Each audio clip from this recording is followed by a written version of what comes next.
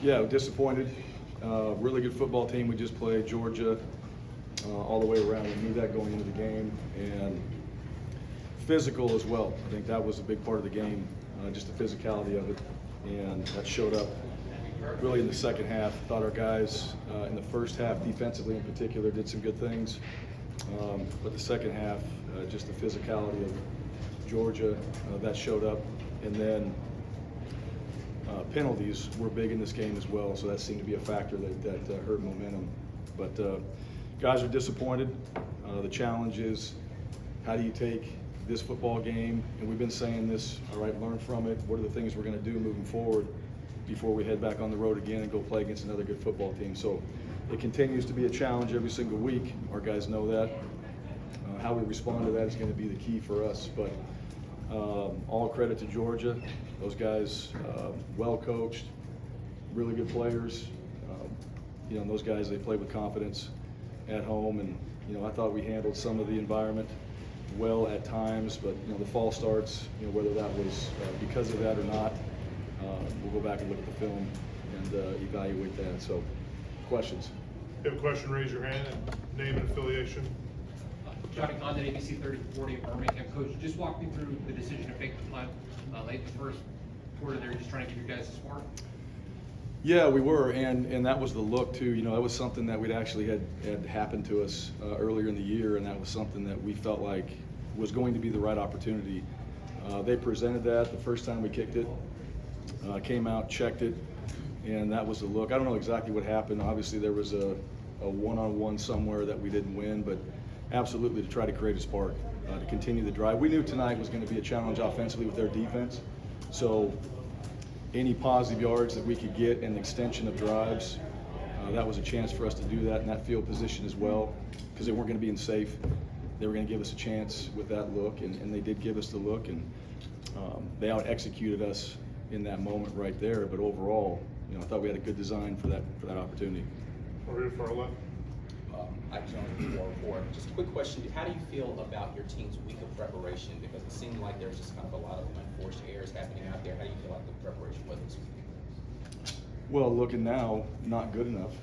Obviously, when you look at the game, and that's really what you can evaluate.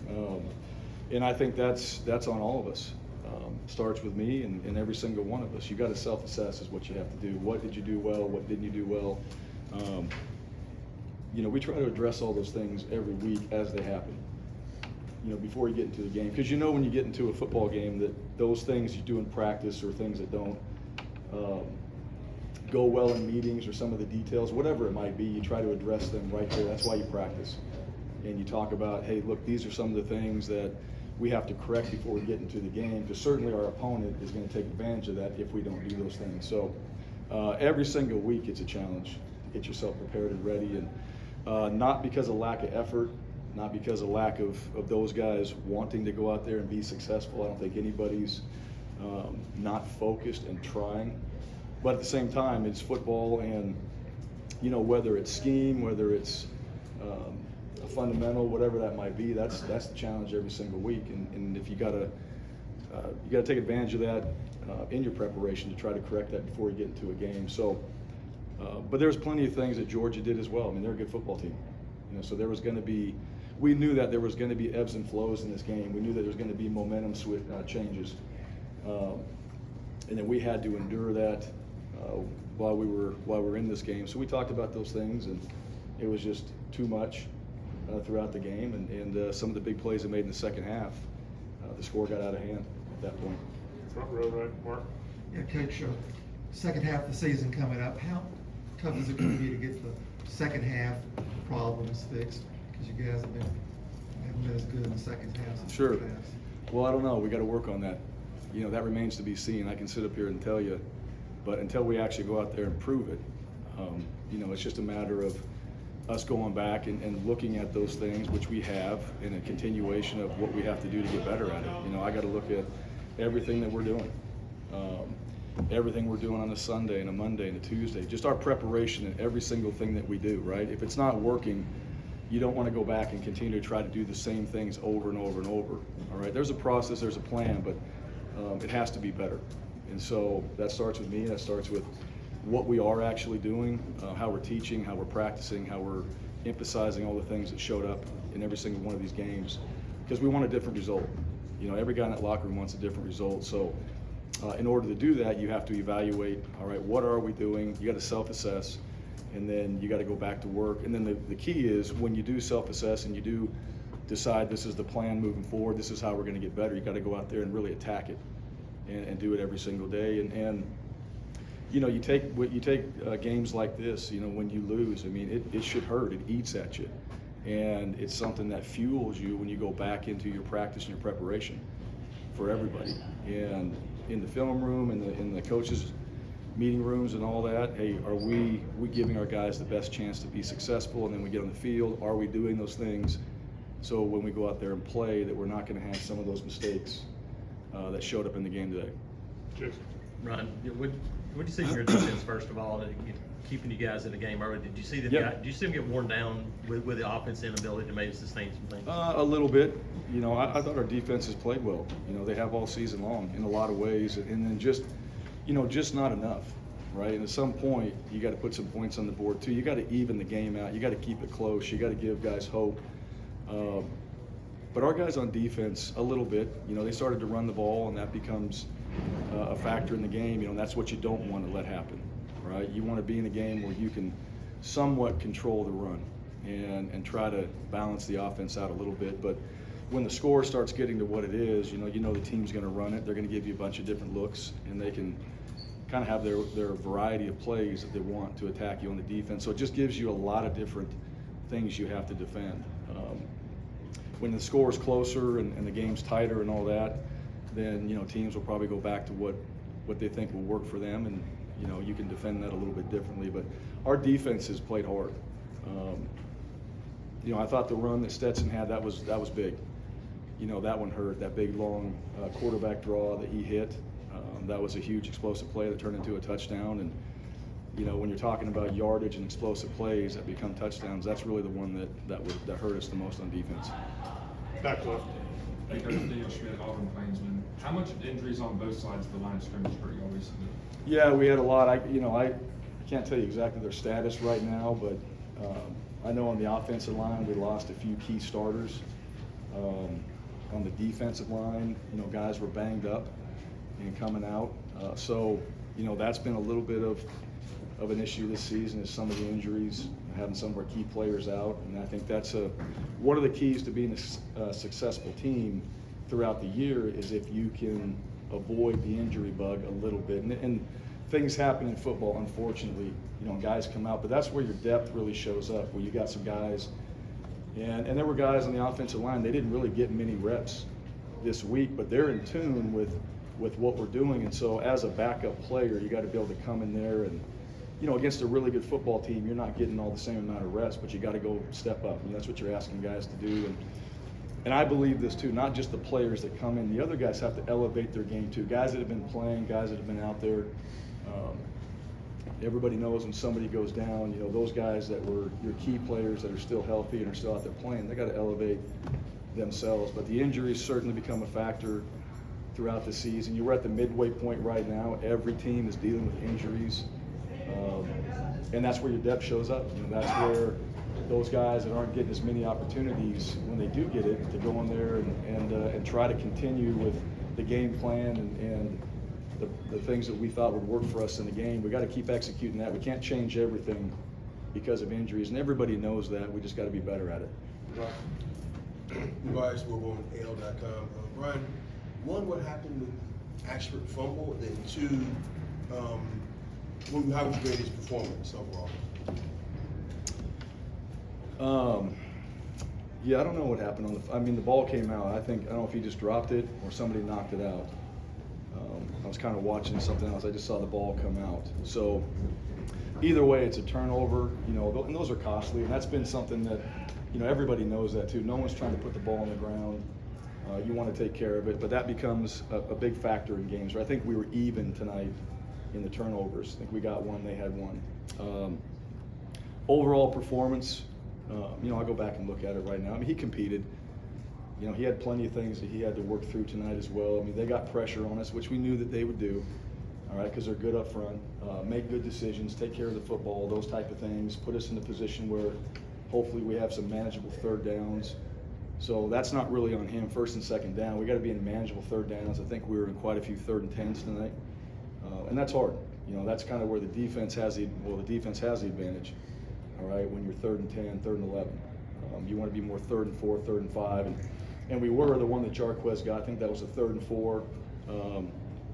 We were able to get the ball out of his hands quick, good throw, and it was on their sideline, but Jarquez obviously made a spectacular play to get down the sideline and score. But you want to be in those more manageable situations for him. And but early in the game, I thought when guys were covered, he utilized his legs and did some really good things running the ball. And we knew that would be an advantage for us. We knew that could hurt their defense if they covered everybody and Robbie was able to take off and go get some scramble yards with his legs, and he did that tonight.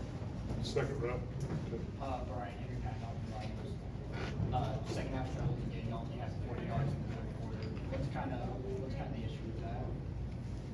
Well, I wish I had the answer for that, right? I really do. If I did, we would fix those things. I think part of the struggles are you're playing good teams.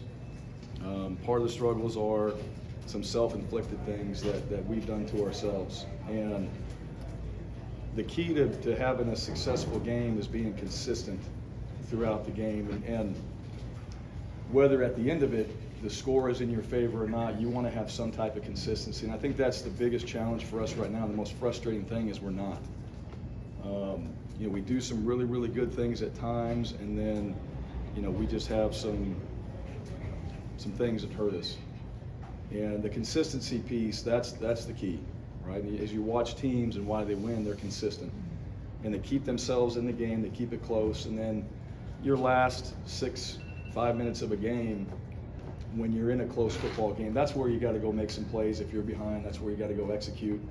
You got to put your guys in a position to be successful in those moments, but you got to give yourself a chance by being consistent to be in those moments in games. And even if you're ahead too, you know, you got to continue to keep playing well, because teams can come back on you and find ways to win.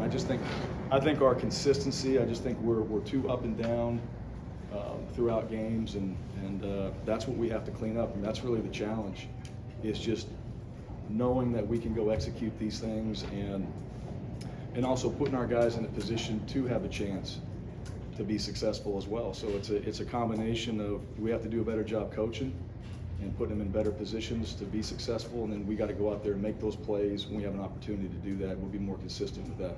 And 2 more, Mike. Mike Griffith, AJC Dog Easton. Coach, for 3 quarters, Georgia's offense really struggled. Can you share what you did tactically to keep Bennett and that offense off balance until that opening play of the fourth quarter? Yeah, I think we played hard. I do. I think our guys up front, just watching our D-line, I thought we played hard up front, and so we were able to slow some of the run game down. I thought in the back end, when they did throw it, you know, they were throwing a lot of quick throws today, some screens. They had a couple boots that were successful, that snuck out, and Zero had a big play to his right, Stetson's right. But overall, I thought coverage was pretty good. I thought the front was pretty good. The big play was Stetson's draw play that he hit. You know, that was the one that really opened it up. But overall, I mean, still in a game like that, I mean, that's a good offense that you're playing against. They've obviously shown they can be explosive. They got a lot of really good players at the skill positions. Their O-line is, I think that O-line's played this entire year together, right? And that's one area too. I mean, those guys, they've stayed healthy up front. Those guys are good. So, you know, we did some good things, just not enough. But I also think at the same time, you know, we put them in a tough field position when we didn't get the fake. We also, on offense, you know, we got to be able to move the ball enough to create field position. Even if we're not scoring, getting the ball out there to the plus 40, plus 50, and so on, and trying to keep them more backed up in those situations too. You got to play that field position. And I think that was a factor in the game as well. Last one, Nathan. Bryan, when you had those penalties on the first and second down, how difficult is that from a game planning perspective when you guys are trying to find rhythm when you're sort of unexpected? Yeah, it's freaking frustrating. It is. It's frustrating as hell. And you don't know why. I mean, that's one of the things too. It happens. Like, it's not changing in the game.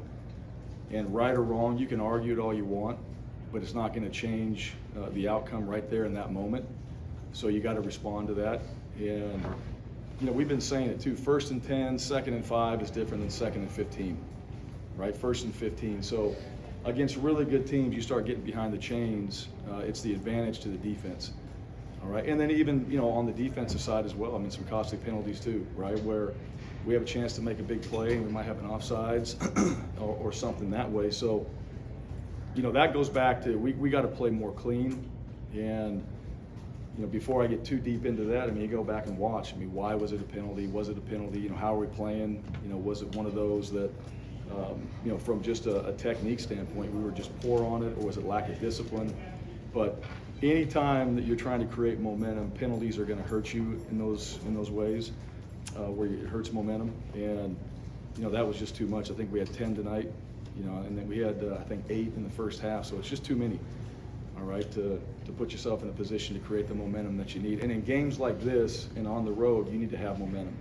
You got to find ways to give your team a chance to go out there and sustain some drives, create some field position, and have some momentum in a game like this.